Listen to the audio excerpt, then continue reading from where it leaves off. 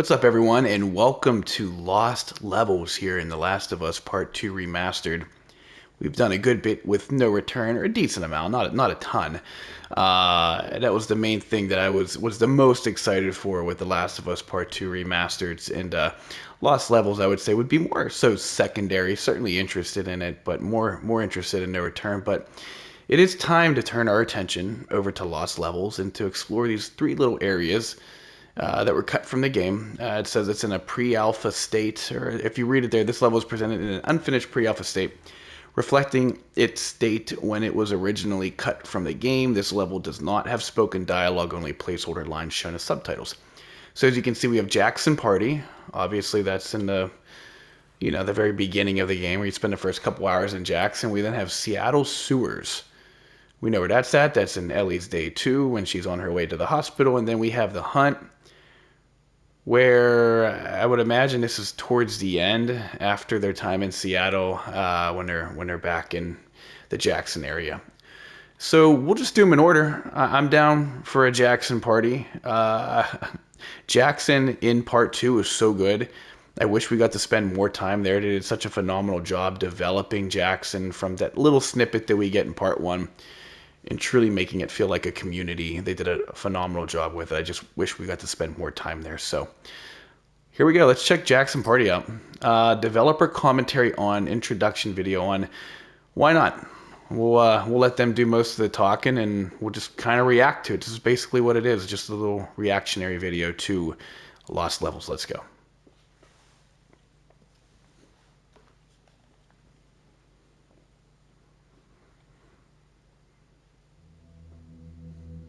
You're about to play an unfinished level from The Last of Us Part 2.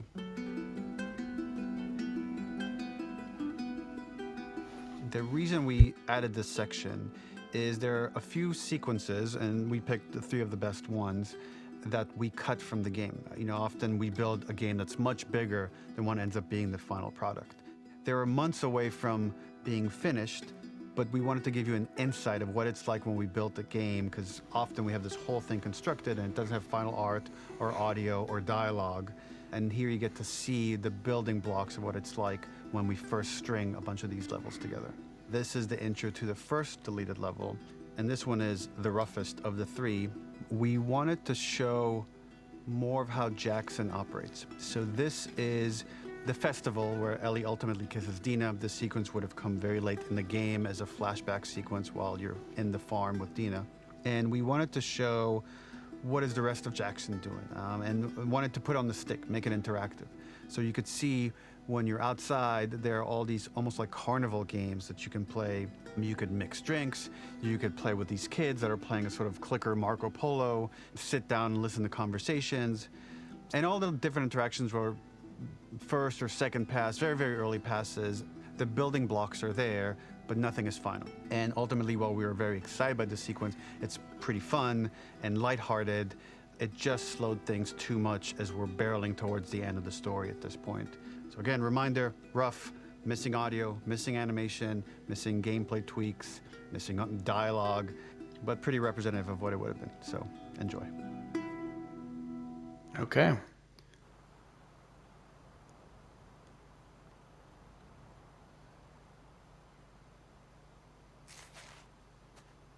Ellie just out back chugging a bottle.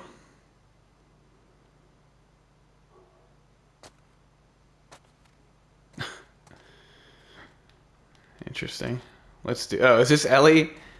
Is this Ellie getting like a little buzz before she has to go and be around people? I think everyone can kind of relate to that a little bit. Originally, this level was going to transition us to farm. We would go all the way through to the dance, where Ellie and Dina share their first kiss. Then we would play through farm, and when Ellie plays the guitar at night, she would remember the Seth incident. So, the opening for this was a little tricky. We needed it to match at least a little what you might expect emotionally coming from prior beats, because we were already purposefully disorienting you in time and space. Remember, you just came from this huge fight. To jump straight into it would have been a little too jarring. After some back and forth, we rooted it in Ellie's nerves, calling back to her hands shaking in the theater. But this time, for a much more innocuous reason we'll find out later. She's nervous because she has a crush on Dina, who is the only reason why she's here at the dance. Yeah, understandable. Like I said, who hasn't been there before? It's just get a little buzz before some awkward social situation there to calm the nerves a little bit. We've all been there. Something we really wanted to do was highlight the way their lives had turned upside down since she went down this path. We had this idea of recontextualizing all of our usual gameplay mechanics that were designed for really violent ends. The workbench, door bashes, throwable weapons, and even the infected, which is my personal favorite. Peppered throughout the level are moments of levity or shared history, all the while seeing how happy and mundane they all were before her huge revenge odyssey. Yeah, they did such a good job with Jackson. Yeah, and I'm not like looking at this being like how good of a job they did, but really just going through the beginning of the game, they make it feel like you would just be totally cool calling that your home base if you were in a world like this. Yeah. Pretty cool. I don't know. I mean, people might want to get some coats. I know that. Let's walk around here a little bit and just explore. A lot of cool cats there. I don't know if we're just going to pull a chair up and chill at the pig roast. I mean, I'm sure we could. I don't know. Everyone's probably pretty cliquey. Looks like everyone's pretty cliquey. But hey, that's why we had a couple beers in us before we go to the party. We can just ingratiate ourselves in here. Oh, okay. Bourbon, beer, tequila. Well, I mean, we might as well hit the strong stuff first. Tequila, I think Ellie's more of a bourbon girl. Again, we're trying to get that buzz going here so we can just be ourselves without being too much in our heads here as we talk to our crush. That was actually pretty good. We use our workbench a lot to make a lot of things that kill and maim and hurt people. Here, we had the silly idea of using the same feel, harkening back to the same animations, using the exact same UI to instead fix a drink. Like the workbench, you could pick your base, and then you could add something to it. And at the time, we had some different reactions from Ellie based on how strong you chose to make the drink. Something we wanted to prototype, though, before it got cut, was picking up some ingredients around to add, like a lime or maybe a bottle of someone's favorite whiskey or salt, like you were earning upgrades. We also toyed with having Ellie carry around the drink you made and occasionally sip it, psyching herself up to go talk to Dina inside because she's nervous. It got too noodly, though, because she would need to keep placing it somewhere before she did anything, so it would have ended up more trouble than it was worth. Yeah, fuck that. Let's just down it. Not trying to preserve that drink. We're trying to drink it and feel the effects. To soothe our nerves. Talk to our crush. But yeah, I get what they're saying. Would have been, I don't know. I don't really like, I mean, in games, some games do that where they try to get cute and make you do the little mini games using the same mechanics that you do in the regular game. Not sure that we would have needed all of that, but I can certainly appreciate the thought. Damn. Yeah, it's a cool spot.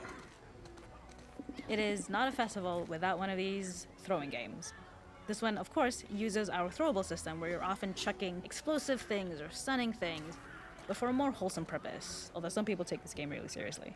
A fun aspect of this is if you did well, you could win a toy here. Ellie would place it in her pocket. If you had done this, you'd find the toy with JJ, the baby, later back at the farm. When we cut this, the toy made it through anyway because it was so cute. It is the same one you see on the tractor at the farm. Ollie the elephant. Oh, I see. Kind of pain in the butt carrying toys around at an amusement park. Let's give it a whirl. Should we go down like right here? Is that the sweet spot?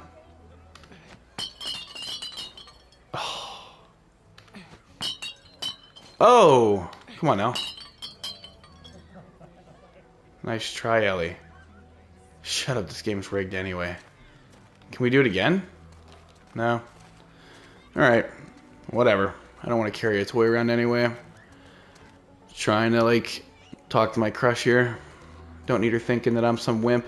The makeup artist is pretty simple. It's one of those little in-game scenes we peppered in to make it feel like Ellie had roots in the town.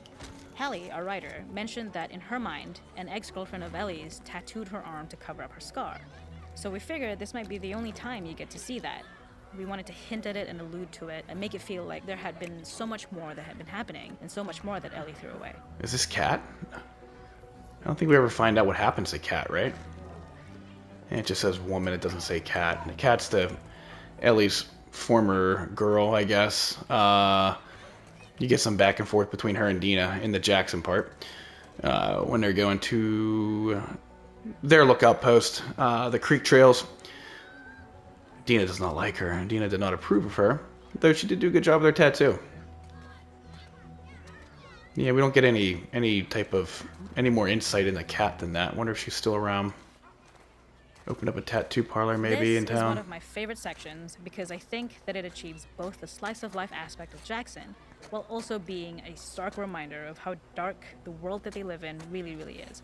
To attract attention and curiosity, one of the kids would pissed. make this adorable, messed up little clicker impression and the others would giggle. We tried a version where if you got close enough, the kid might try and follow you a little before turning back. Since clickers are blind and move by echolocation, for this game of messed up tag, Ellie must close her eyes and listen for when the children give themselves away. The thought was that these kids are in relative safety. They still grow up with the dangers of clickers and runners, and all those lessons would embed themselves in the games that they play. When the festival got cut, they tried to preserve this moment and move it to the front of the game where the snowball fight is, as a tutorial. However, being in the headspace of a clicker doesn't really teach you how to deal with them. Eventually, it evolved, and they instead made the snowball fight, which was, I think, way more effective. For me, it's character illuminating that not only does Ellie know this game, she plays along. There's a familiarity with the kids that's really nice to see, especially because it's such a difference from the Ellie we see later, who has a sort of hollow normalcy that she's trying to get with JJ, but kind of fails.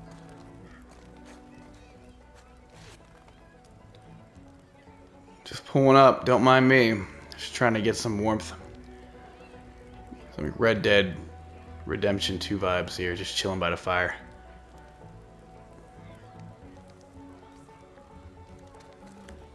Okay, I mean, I guess everyone here is going to give me the eyeballs. I'll just leave. Alright, looks like that point of interest behind us here is the place to go. Is that Maria? It is. Maria needs a drink. She's a little too uptight.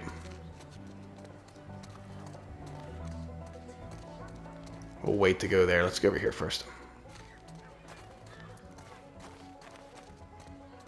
There's a hidden spot at the back that was just a bit of fun. It was highlighting Jackson's normalcy with something we would find in a real world. In the back, you would find teenagers finding some alone time with each other in a dark corner of a party. Oh. It was rewarding the player for peeking into a hidden corner, but ultimately redirecting them back to the festival. We also had versions of them smoking weed here, despite Maria's consternation, probably having gotten it from Eugene. Maria's definitely not approving any weed being smoked here on her premises. Definitely not. Big time, like, arms crossed, like, toe-tapping, scowl vibes from Maria. And it's actually kind of what she's doing up there at the front door. Yeah, you're not smoking some weed on Maria's watch. No way. And here she is.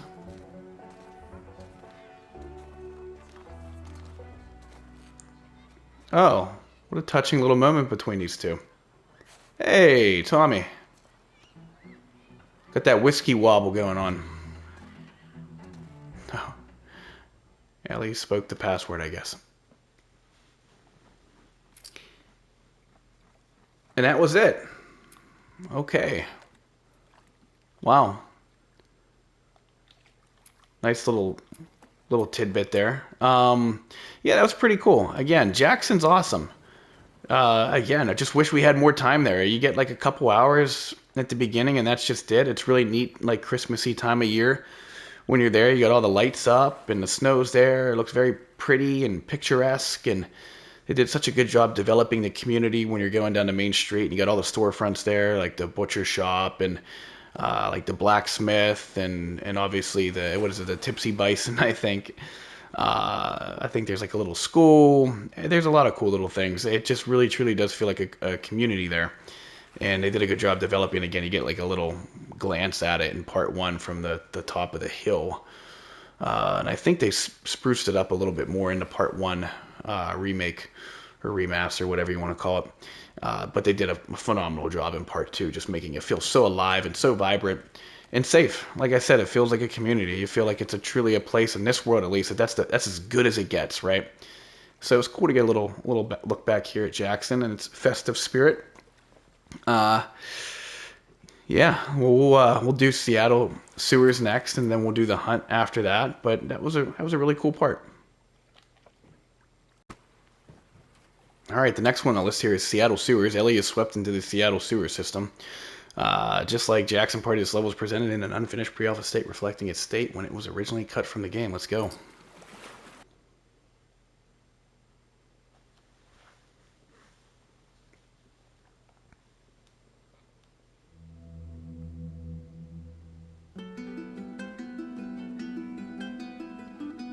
In this second deleted level, which is an extended sequence of the sewers in Seattle, this comes on the heels of where Ellie goes into a building and she survives an attack by stalkers and gets thrown out of a window and gets swept away by the current. And then we cut this section that used to be there in the final game. Now you will get to play it. So this was a way to get a bit more interesting puzzles, interesting traversal, figure out how Ellie can navigate the sewers with the fighting current. Ultimately, with a lot of these levels and these sequences, the reason why we cut them were for pacing purposes. But here it is for you in this very kind of raw form that part of it will feel finished, parts of it will feel like assets are missing as far as audio, animation won't be final, but it's a glimpse into what a game looks like when it's months away from finishing. Enjoy.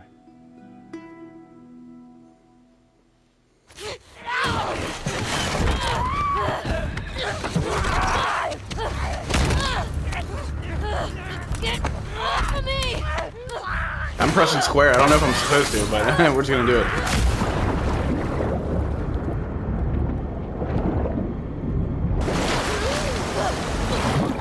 Oh man, I hate stalkers so much.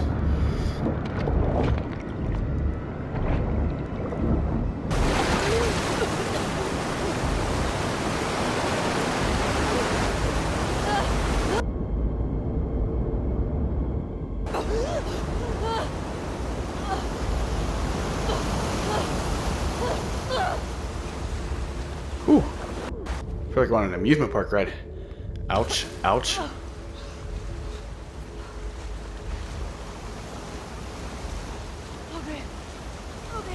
Oh, some audio here. Ouch. Let's get over there, Ellie. Huh?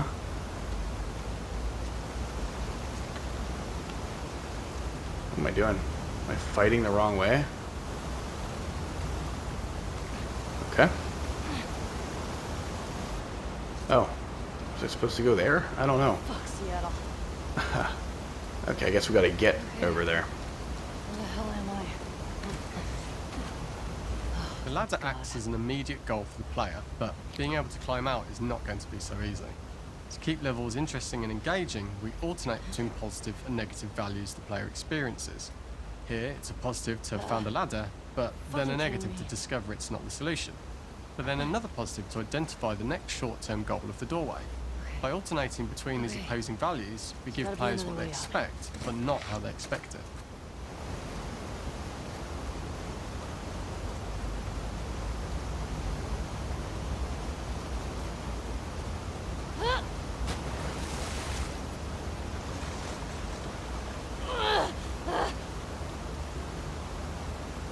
Can't we get over there?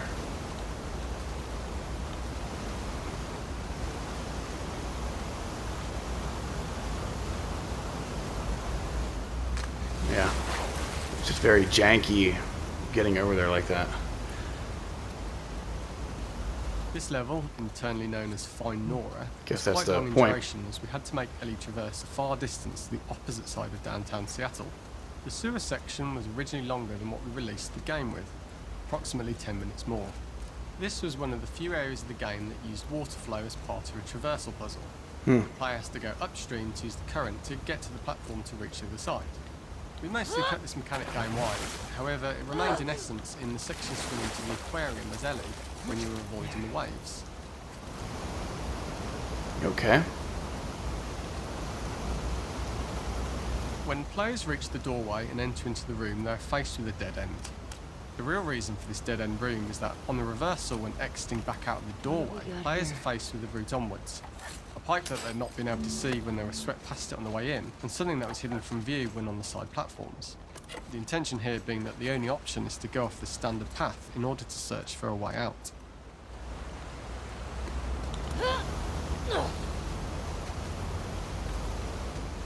Get me the hell out of here. I'm picking items up like we're gonna fight. I don't know, maybe you will still fight. Throughout the rest of the level, we also used light to indicate to the player that they were heading in the right direction. At each turn, however, we blocked the direct route forward. Players would know that they just have to keep finding alternative paths, promoting those feelings of being desperate and trapped. We slowly introduced the player to consider climbing into smaller pipes and crouching in these tight spaces. This is to slowly Up build and up out. to and encourage Just the keep player going to up and climb out. into such a small pipe that they'd have to be crawling on their stomach, which is something that the player previously may not have recognised as a playable space, let alone the desired route they need to take. We added a tiny space just to reward the player's exploration with a pickup item, and we made sure it was something that made sense that you'd find in this area. A canister and all the garbage that had been washed into the sewers from the surface.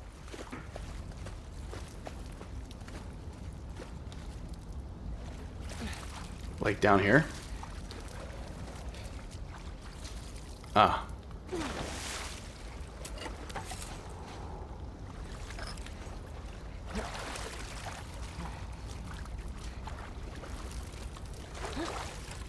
We loved the idea of making Ellie prone through a tiny dirty pipe in order to get out, as it was a great Idea. opportunity to use our prone mechanic.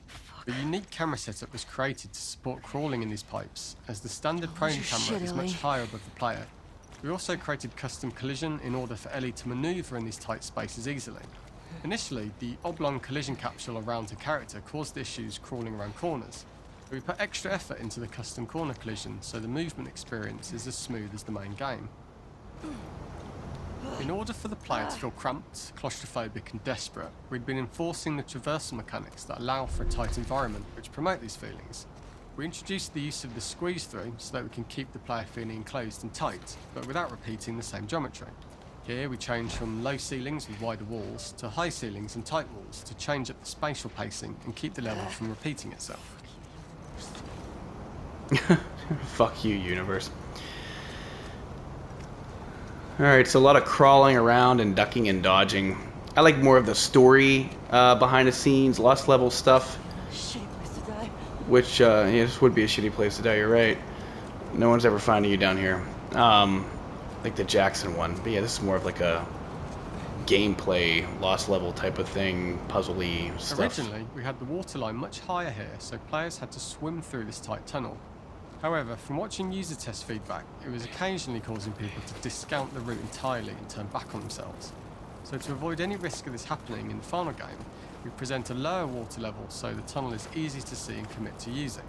Although this isn't as impactful without the prone swim, it's the better decision as it means a smoother experience for the player with no backtracking frustration. Yeah, I do hate As we backtracking. surface from the water and over the crest of the slope, we reveal what is further in this tunnel. A clicker that has sprouted and the fungus has grown on the sides of the pipe.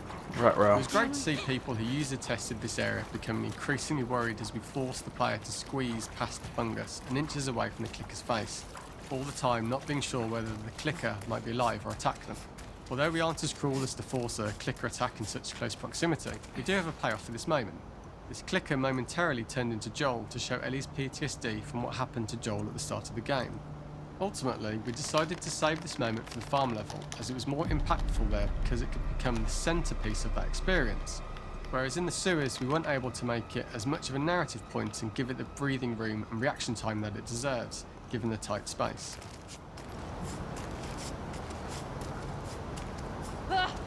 Shit!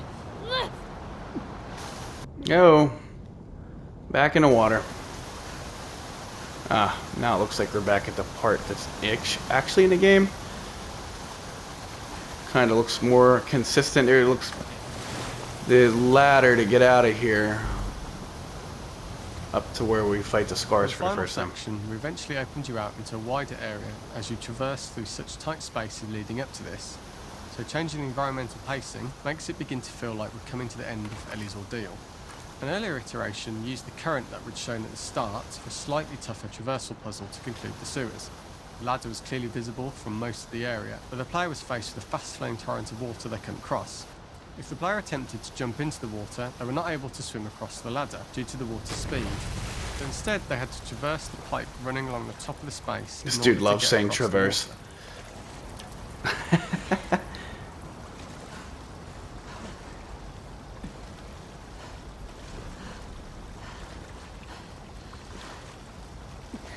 Alright, that's where we jumped in. I guess we just gotta get over there.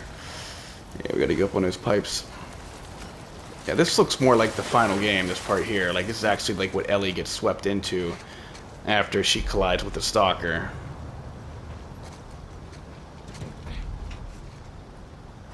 Using this pipe was retained in the iteration we shipped with, as it's the last of the extreme methods Ellie has to undergo in order to escape the sewers, and what she will go through in her pursuit of revenge.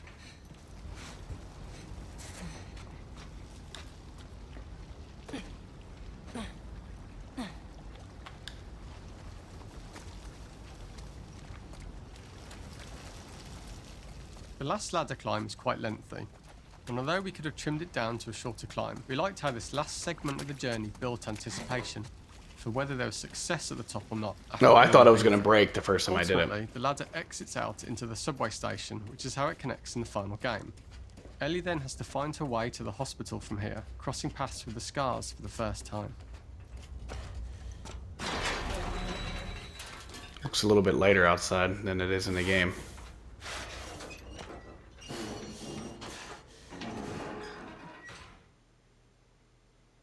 No, I guess I missed a dialogue option. Alright, well, let's just jump into the last one here, the hunt. These aren't very long. That was longer than Jackson, it felt like, but so far I like Jackson more than Seattle Sewers. You're just really crawling around and, I don't know, traversing, I guess, is the key word. Ellie follows a trail of blood to an abandoned general store. Yeah, I would imagine this is when they get back to Jackson at the end.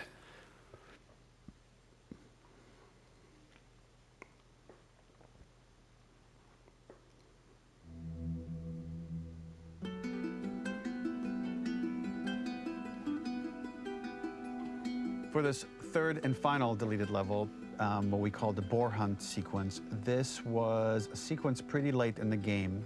It was right after the whole Seattle Abby sequence where Abby spares Ellie. And then we wanted to come back into Ellie's story, but keep it a bit mysterious of how much time has passed, where is Ellie now? So we're coming in on Ellie and she's following a trail of blood.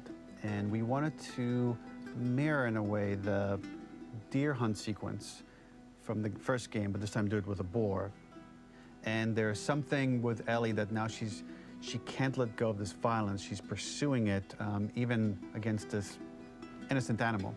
This was another opportunity to show how the violence that Ellie has experienced, the violence that she witnessed being afflicted onto Joel, is still sticking with her, and she's still experiencing these PTSD moments.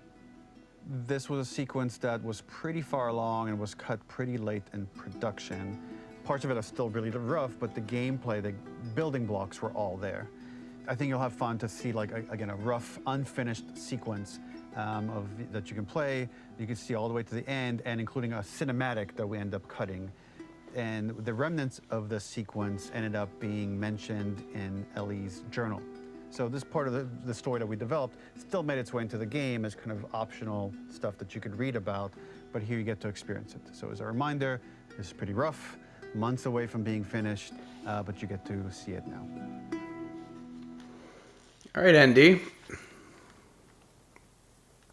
Yeah, this looks pretty good. Wow. Where are you? Just the way Ellie said that really did make it feel like we were back in part 1 in her winter chapter. Well, pretty cool. Man, she So messed the that thing boar up. hunt was one of the hardest levels for me to work on. It was a huge challenge with the systems that we had, and we kept trying, but it never felt quite right. Originally, the level happened after the Jackson Festival, which also got cut, but before Farm.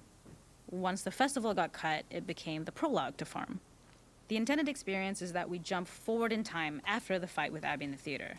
We don't know where Dina is. We likely assume she's dead because she was just bleeding out. Ellie is alone. Her hair is short. So maybe this is the future or the present. And she's hunting. Does she have Joel's Hunting who? coat on, or? Abby still? Nah, I don't think Abby made it back to Jackson, but... Following the blood once again. Dude, this thing is... That's so much blood. And it's rubbed up on that rock. In early iterations of the fight, it was more arena-like. The player slowly whittles down the boar's health. Ellie gets more visceral and more vicious. We get a little worried about her. As the boar gets weaker, more panicked, more feral, and we start feeling sympathetic to the boar was the hope. In all of these iterations, especially of these wider areas, it required custom AI and scripting to make sure it continued to feel organic as an animal, but we really needed it to do specific stuff. It needed to be able to close distances really, really quickly. It needed to charge to attack, but we wanted the feeling of hunting, so we needed to track it down from afar. And we also needed to discourage the player from attacking the boar when it's that close, or it would kind of turn into this melee kerfuffle. How do we do this in our world while keeping the boar believable? Well, I'd argue it's already not believable because of how much blood's on the ground. And this thing's still got fight in it. It looks like there's the Mountain General Store.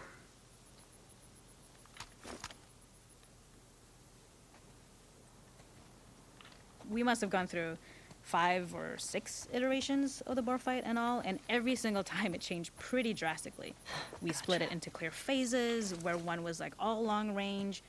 We tried another where you're getting close and you get the jump on it quite literally. You're jumping off of a rock to attack it. And then finally, we tried a bunch where you almost sort of go around a bunch of trailers and try and wrestle it. We uncovered after some time that taking down a boar over several phases felt very laborious and a little dramatic. It was comically long, it felt too boss-like, a little too gamey. We decided to cut the first few phases, and we opted for a cold open after the boar had already been hurt off-screen. So that allowed us to focus on feeling like we're closing in on prey and to introduce the boar when it was at its most dangerous. Already hurt, already feral, much too close for comfort. And so the thinking was it would bring us more into Ellie's mindset.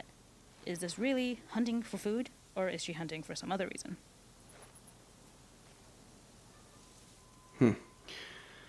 Pretty sight again. More Jackson, please. That would be my wish. Just more Jackson. So pretty. Whether it's snow or like this, summer, seemingly. Yeah, it just looks so good.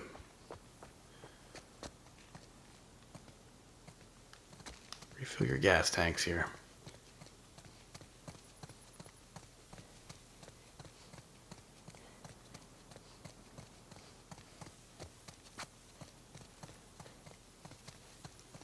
Just reminds you of that area, Jackson, I guess, when you're in the Finding Strings part.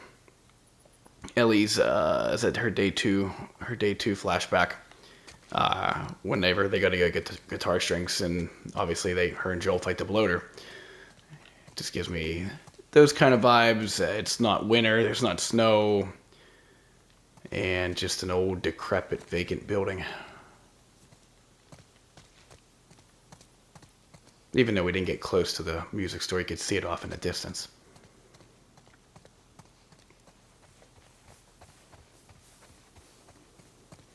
How the hell do I get in there? Yeah, just looking around, Ellie. Chill out.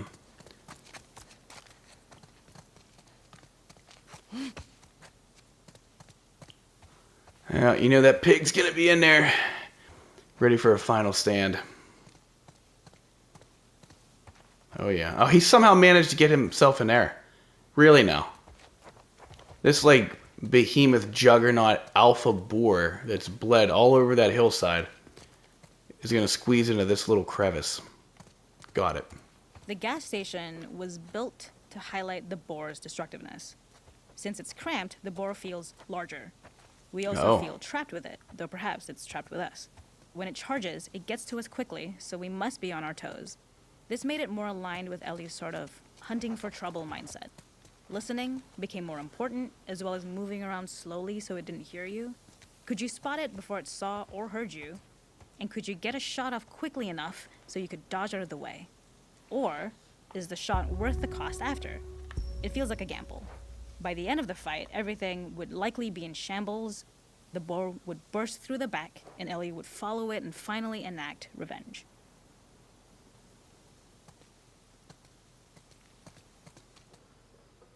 Okay. I can't see shit. Oh! Oh, he's like a soft little teddy bear. And not bleeding. Guess he healed himself. Where you at, pig? I guess we're pulling a trigger here. I don't know.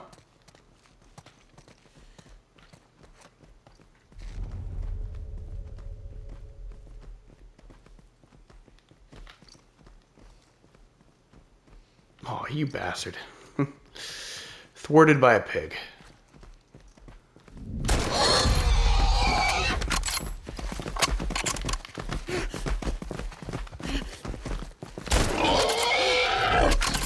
What? Nowhere to run. Dude just took a headshot. Dude, this boar needs to be studied after this. Like, absolutely just, like, study this thing's anatomy. The strongest pig ever.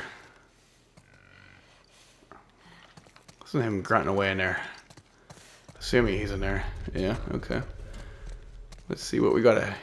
The boar kill was supposed to be anything but glorious. With the boar whimpering at the back of the gas station after Ellie's relentless hunt. After this, hearing the drone that we kind of come to associate with Ellie's trauma, we would hard cut to the stream where she's washing her hands and holding rabbits that she hunted, about to return to Dina. And there would be no mention of the boar.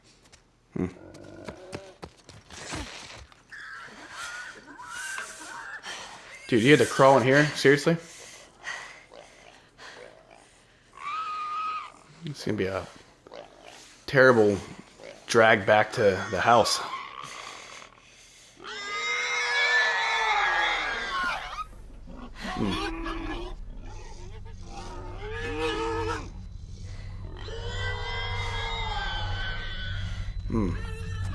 You can hear that Joel's scream infused with the boar.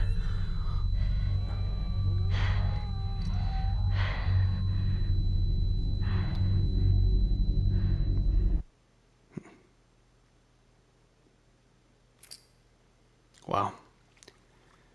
And there we have it. That's all 3 lost levels here. We were able to get that into one video. They're not very long. I think the Jackson Party's the shortest one. Sewers is probably second to Hunt. I guess it can be as long as you want it to be.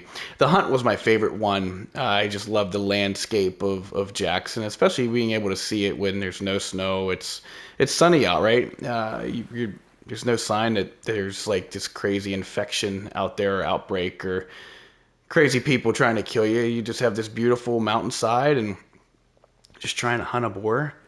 But at the same time, too, you get this trauma with Ellie, which you see there at the end, which was pretty neat. It definitely felt like the most put together level, like Neil Druckmann said before it started. I think he said this was like the last one that was the closest one to making the final cut, and it just didn't. This actually would have been cool to be in the game. I wouldn't have had a problem with it. Jackson Party, I can understand that not being in the game. I think they do a good job with the cutscene that they show Ellie and Dina and obviously the fight with Seth, and then Joel gets involved, and then Ellie going back afterwards. Well, you find that out at the end, but I can get why they didn't put this in. And again, they got rid of the little infected game with the kids and replaced that with the snowball fight at the beginning. So I can understand them cutting this out. Again, a little drug out after all the drama in Seattle. Seattle sewers, that didn't really do anything for me at all, to be honest with you. We were just crawling around and jumping in water. We were traversing. The hunt was my favorite one. Again, the beautiful Jackson landscape, the mountainside, the old, again, decrepit and just broken stores that still have like those vestiges of life pre-outbreak. They still have like that integrity about it still. You can almost like sense the life that was in it back in the day before all the craziness happened. Even with all the dilapidated vehicles and all that stuff outside of it, just seeing the store and whatever items were, that survived being picked over by all the, everyone that would have been grabbing stuff when the outbreak happened. I just like seeing that. That's why I like the Finding Strings flashback whenever, even if they don't make it there, like they got to go through the hotel. The Jackson stuff at the beginning with Ellie and Dina, whenever they have to make their way through the supermarket, right? Once they dispose of all the infected, it's cool to just, you can still see like that just, it's just that little bit of pre-outbreak there. You can still tell it was a supermarket, or the Westons that we come across, or that outdoors, or that like hunting shop, or like hunting outfitter store that's before they get to the supermarket. They still have that there. So again, you still see all those little signs of life pre-outbreak in Jackson. It still kind of holds on to that, I guess, just because there's not as much population, there's not as much people coming through there like you would see in a city environment where the population is just going to be higher, so it's going to be more run down maybe.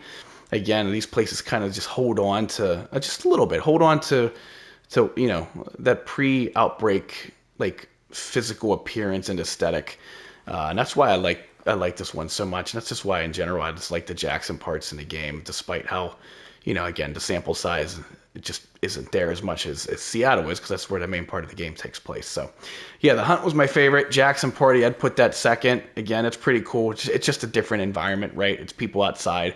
These other two were just Ellie by herself. Jackson actually had life around her and people trying to have fun in a time where, things aren't always fun. But again, Jackson does such a good job making that community feel vibrant and alive, and you can feel the culture there. They did such a good job with that. So that was really cool to see that in the Jackson Party. And then at the end there, you get like a little glimpse, a little hug from Maria and Tommy there before we're allowed to enter the party. I love that Maria is just like, she's the gatekeeper for the party. No one smoking pot stepping foot inside this church. Yeah, so like I said, that's my second favorite one there. And Seattle Sewers would be last again. That's just, I don't know. I'm glad that didn't make the game. That part there, it's just like, let's get through that. I'm good. We had enough of the sewers in part one there in Pittsburgh. So that's how I'd rank it. This is really cool, though. It's neat just to run through different parts of the game that didn't make it, right? We're essentially running through 3 little sections here of The Last of Us. That just gives you a different view and a different perspective of the game. It was really cool to walk through that. So this is really neat that they put this in part 2 remastered. So far, I mean, so worth the $10 upgrade. No Return just by itself is worth the $10 upgrade. When you throw Lost Levels in, that's just like a really, really nice like appetizer or dessert. A little sweetener, again, just to go through different parts of the game that we're seeing for the first time. Very cool. So far, part 2 remastered, again, well worth the $10. Thanks to Naughty Dog for doing this. So that's it for Lost Levels. If you enjoyed this video, please like. If you want to see more, please subscribe. Keep a lookout for the more No Return. Keep a lookout for the live stream here. I'm just waiting for the technical equipment to get in to do some No Return live streams. And then I'm going to get back into the campaign. I know I've taken like a little, like probably like a 2-week vacation from that with No Return coming out. I just wanted to hit that first. So we will get back into Abby's Day 1 coming up. And again, if you enjoyed, please like. If you want to see more, please subscribe, drop a comment, let me know what you guys think, and I will catch you on the next video. Thanks so much.